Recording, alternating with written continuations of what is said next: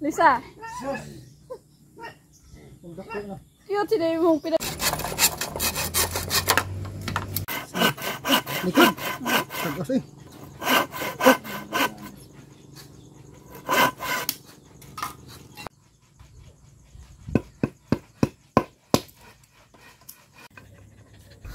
Hello everyone and welcome to my YouTube channel.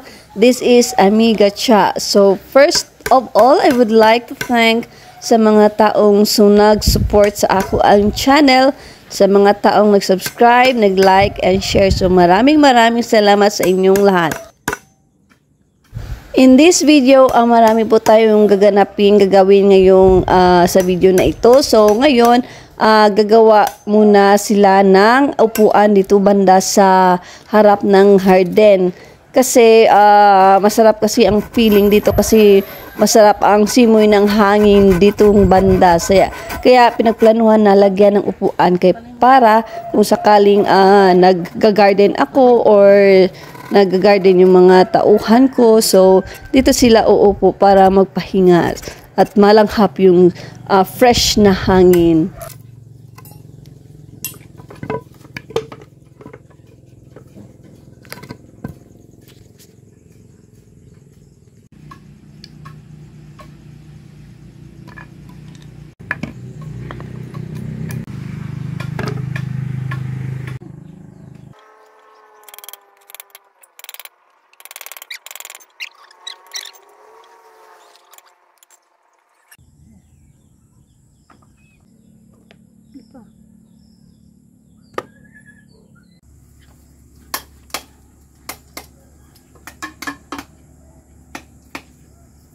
Maghimo mo buwan.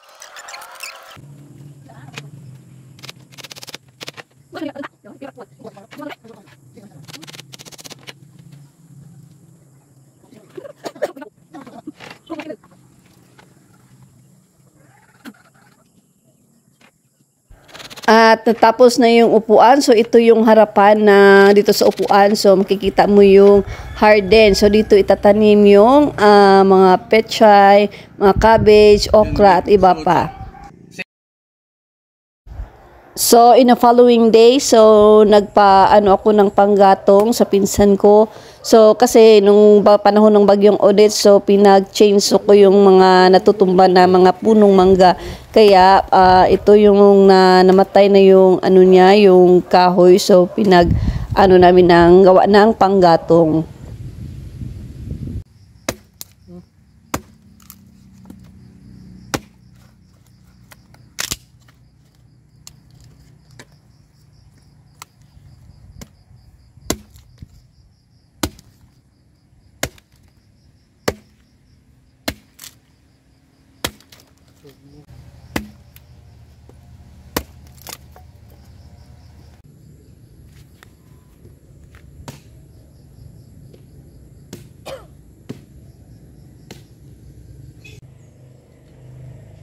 At pagkatapos, pinapaayos ko dito ito banda dito sa may garden na pichay. Kasi dito balak sa ibang area, balak kong pagtaniman ng anong tawag nito, yung sibuyas at saka yung pipino at saka ang palaya.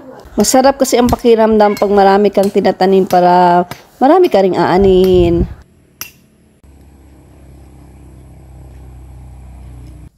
So, pakain naman tayo ng mga manok at saka mga sisiyo. So, ito kasi ang paborito kong simpleng pamumuhay dito sa bukid. Kasi maaaliw ka kasi marami mga hayop, mga gulay, at saka nakatanggal din ito ng stress para sa akin. At saka, syempre, manalanghap natin ang presko ng hangin.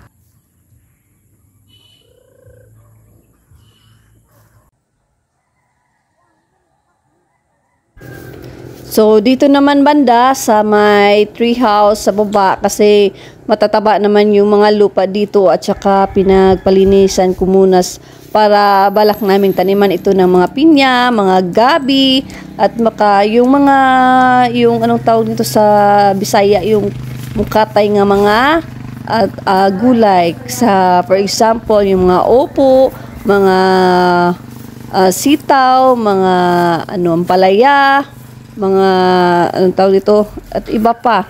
Kaya ang ginawa namin is nilinisan namin muna at pinagtanggal namin yung mga anong tawag nito, yung mga roots ng mga damo, yung mga dalid para maganda yung lupa at saka maganda itanim.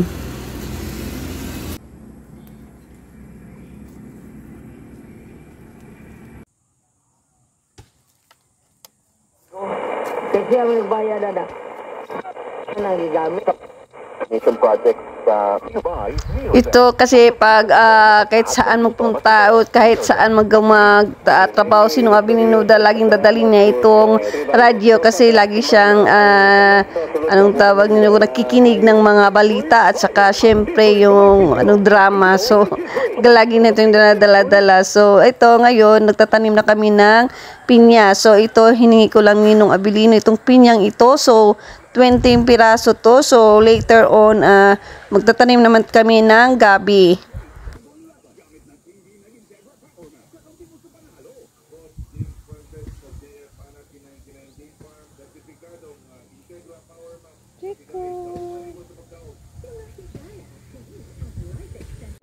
Unsa man di ay ning heart attack? Gitawag sa myocardial infarction. Isa ka delikado nga kondisyon nga mahitabo kung ang parte mong heart muscle dili nakakuha og enough blood. Coronary deficiency nga gataas og chance nga makaangkon namang good na. artery disease. Ang kakulangan ng vitamin D sa dugo sa usa ka tawo effective sa paggawas og kalain-laing disorders pareha ni cardiovascular disease, ang malignancy o kaning immune system disease, heart disease, pareha sa heart attack o cardiac arrest. Numero 1 nga rason kung aning namatay sa sakit sa Pilipinas. Mag-life extension vitamin D3 na mo. Rekomendado sa mga medical doctors. Aprobado sa FDA Philippines o FDA USA. Life extension vitamin D3 for longer life. Makalit sa mga butika. Nadunggan na ninyo ha? Ay, nagpasalamat po ako kasi umuulan. So, yung tinatanim namin pinya is na basa yung lupa.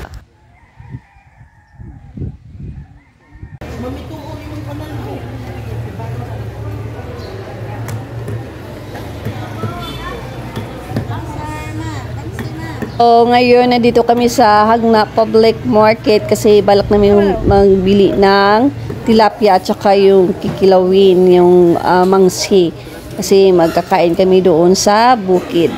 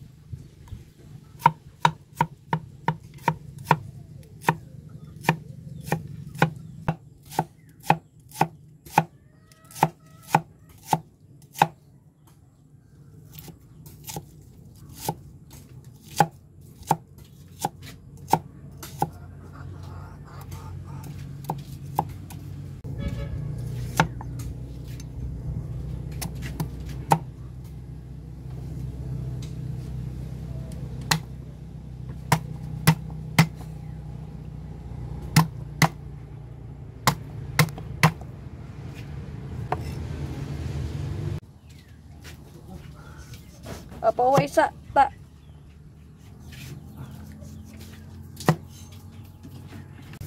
Wow, kayo may uwan.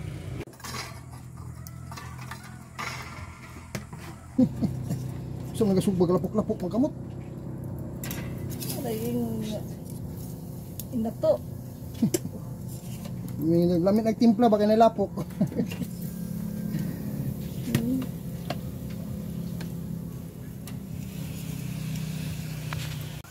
Kagapat niya nito. Nagkastaglaran. Kasi kayo sa ba man? Wala po yung English. Hindi mapagod.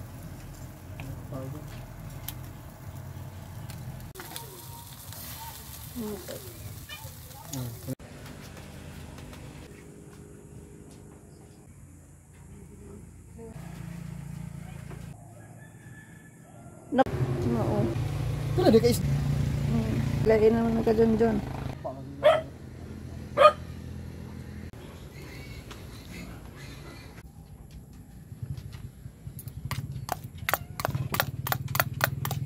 Napakaglapit. Kung sinabigat mo.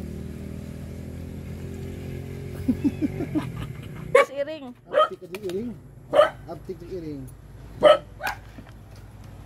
So, food are ready. So, simple lang tong kainan. So, ito lang yung dalawang namin po tayong pagkain. So, syempre, magpasalamat tayo sa Panginoon na binigyan tayo ng ganitong grasya at biyaya.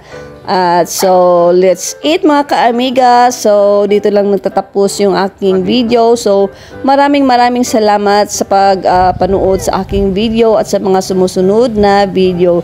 So, don't forget to subscribe my channel, Amiga Cha, at saka like and share. So, that's all for today. God bless and bye-bye. See you in my next vlog.